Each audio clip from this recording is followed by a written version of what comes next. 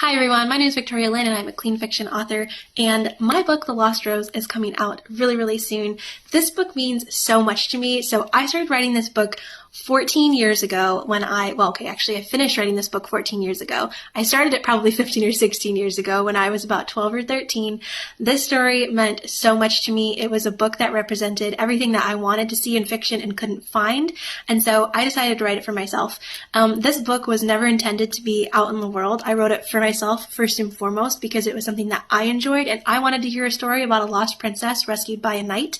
And so this character has lived in my head. These characters have lived in my head rent-free for 14, 15, 16 years.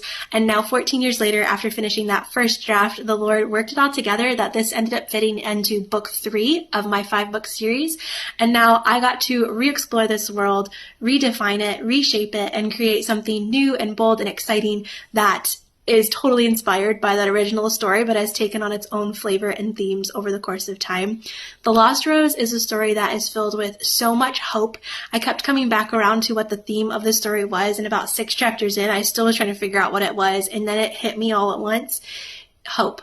The world needs so much hope, and as a Christian and a believer, I have the answer to that hope because the hope of the world is Jesus Christ. And so being able to portray 3 characters' lives who are struggling with various different things, who have experienced various different levels of trauma and pain and grief and sorrow in their lives, and their bold declaration and courageous grasp on hope and to hold on to it even in the hardest of times and circumstances when it looks like you should completely denounce any and all hope was such a journey. It was extremely emotional and very special for me to get to walk through with characters who were my encouragement in times of sorrow and grief, and get to watch them hold on to that hope with that tight-fisted, white-knuckled grip and never let go. So I hope this story encourages you to do the same. I'm really excited for you to get to read it. It comes out November 1st, and it's available for pre-order now. I hope you grab a copy, and I can't wait to hear what you think about it. If you pre-order it on my website, I will be doing pre-release shipping, which means you'll get a copy of the book on your front porch or in your mailbox